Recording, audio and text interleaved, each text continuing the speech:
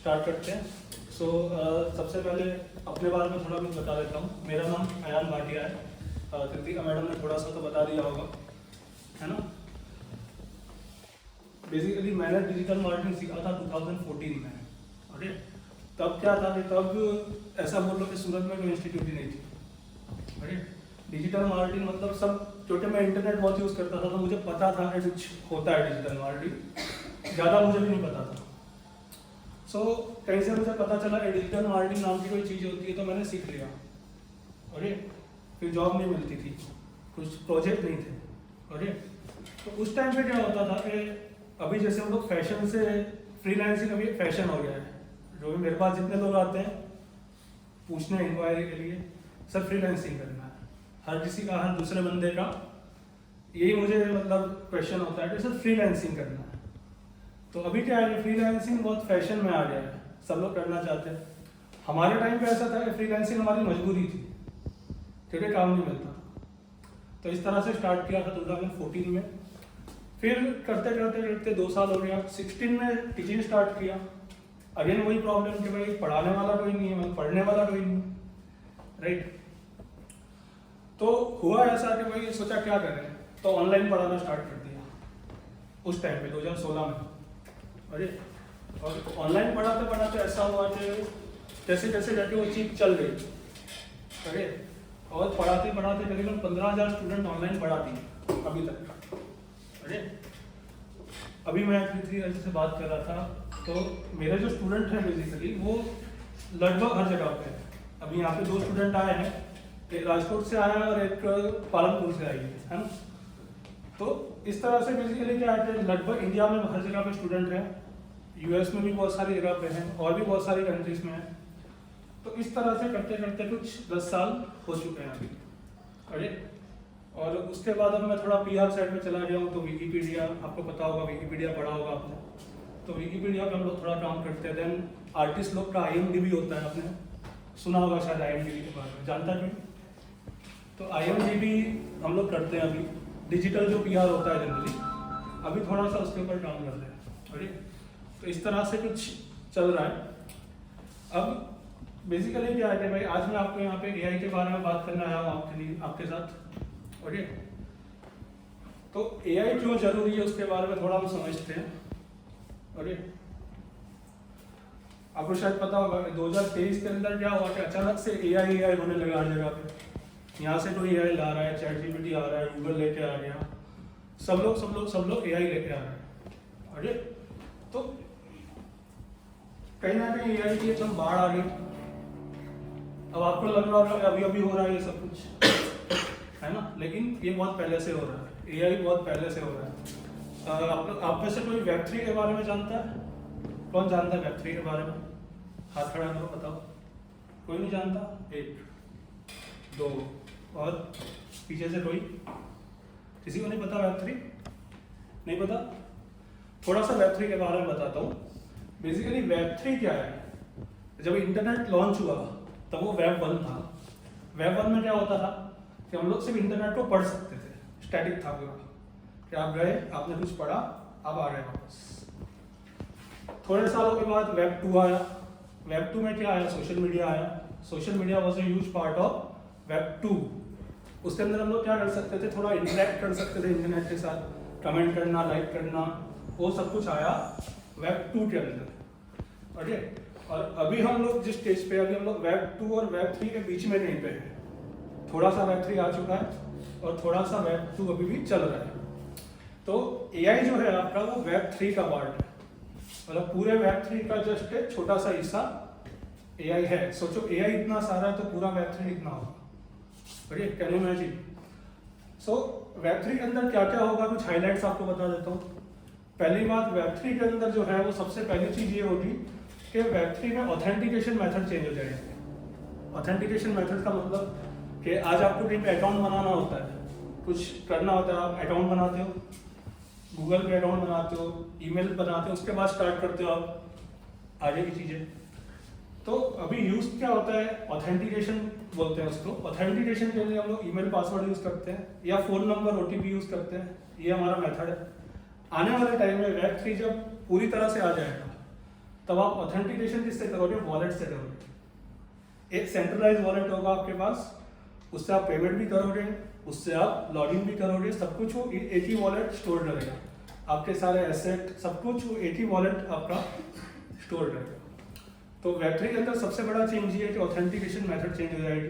दूसरी चीज Web3 के अंदर प्राइवेसी आ जाएगी, किसी का भी पर्सनल प्रोफाइल नहीं होगा, सारे प्रोफाइल मास्क होंगे लेकिन पब्लिक होंगे।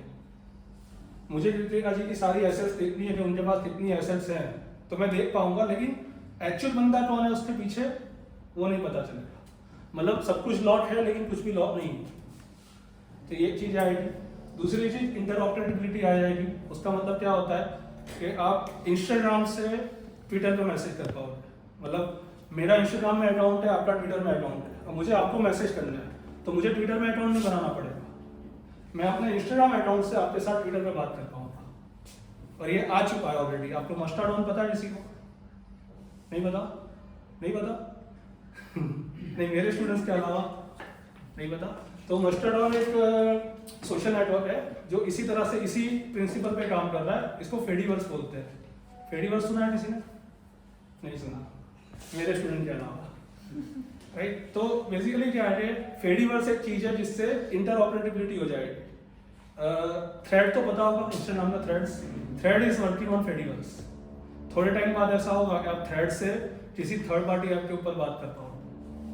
तो ऐसा बहुत कुछ आएगा Web3 के अंदर जो हमारे ट्रेडिशनल इंटरनेट से बहुत अलग है। जो हम ट्रेडिशनली जो यूज कर रहे हैं बचपन से इंटरनेट, उससे बहुत अलग है। फिर AR VR आपको पता होगा, वो ऑगमेंटेड रियलिटी, वर्चुअल रियलिटी, और उसी का एक पार्ट है आपका AI। ओके, सो आने वाले टाइम के अंदर अगर आपको अच्छा करना है तो अभी मैं आपको एडवाइस देता हूँ कि Web3 के ऊपर पढ़ना स्टार्ट कर दो। Web3 को स्टडी करना स्टार्ट कर दो जितना आप पढ़ पाओ।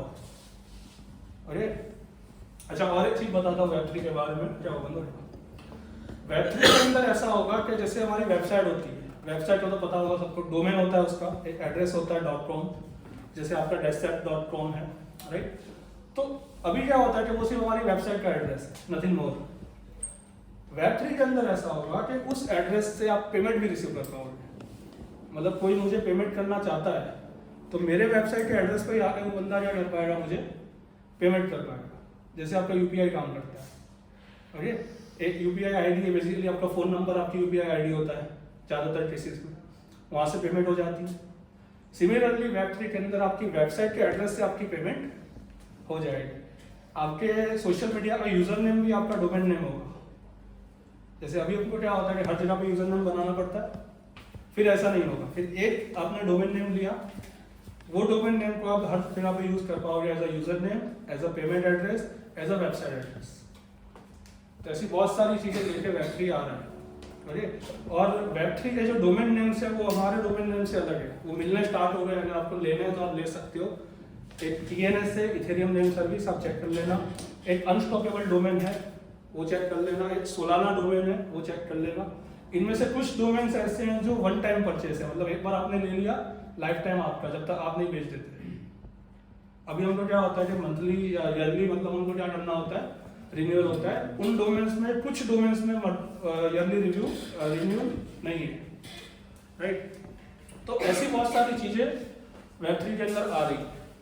अब कमिंग बैक टू AI, तो AI के बारे में बात करते हैं। सबसे पहले AI है क्या? अरे AI कुछ नहीं है, अगर एकदम सिंपल भाषा में बताऊं तो बहुत सारा डेटा कलेक्ट किया और उस डेटा को मशीन लर्निंग की हेल्प लेके उसके अंदर मतलब रीजनिंग डाल दिया, वो हो रही AI। जैसे आपका ChatGPT है, तो ChatGPT किस प्रिंसिपल पे काम करता है कि ChatGPT को पहले बहुत सारा डेटा दे देते हैं, उस डेटा को वो पढ़ता है, सीखता है, और उस डेटा के अकॉर्डिंग वो क्या करता है, आंसर देता है। अगर अभी आप लोग में से ChatGPT किसी ने यूज किया होगा तो उसको पता होगा कि गूगल में जो रिजल्ट्स है उसी की समरी बनाकर आपको ChatGPT आंसर करता है। कौन कौन यूज करता है ChatGPT? काफी सारे यूज करते हैं, ऑलमोस्ट सब लोग करते हैं। चलो अच्छी बात। तो बेसिकली यहाँ पे जो डेफिनेशन है वो यही बोलती है कि भाई डेटा को मशीन लर्निंग से प्रोसेस किया जाता है और उस चीज को बोला जाता है AI। अब AI जो है, ओके, उसके अंदर कुछ चीजें हैं जैसे यहाँ पे बताया कौन सी एप्लीकेशन है उसकी, तो एक्सपर्ट सिस्टम है, फिर NLP है, मतलब नेचुरल लैंग्वेज प्रोसेसिंग, जो आपका ChatGPT है वो NLP पे काम करता है।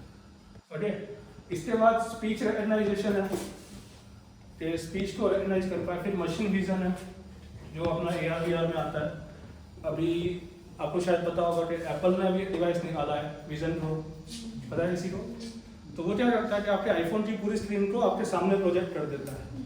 इतनी सी स्क्रीन, आपकी 60 इंच की स्क्रीन हो जाएगी आपके सामने, और आप जस्ट अपने फिंगर के एक्शन से उसको कंट्रोल कर पाओगे। ऐसा ही एक डिवाइस मेटा ने निकाला है, क्वेस्ट, लेकिन वो उससे थोड़ा अलग है, कुछ टर्म्स में वो अलग है, वो गेमिंग पे फोकस ज़्यादा करते हैं। ओके, तो इस तरह से AI काम कर रही है। अब AI की थोड़ी हिस्ट्री हम लोग देख लेते हैं। तो AI करीबन 70 ईयर्स पहले आई थी, मतलब सबसे पहला AI बोला गया था 70 ईयर्स पहले। सबसे पहले 1950s में एक पेपर रिलीज हुआ था, और एक पेपर पब्लिश हुआ था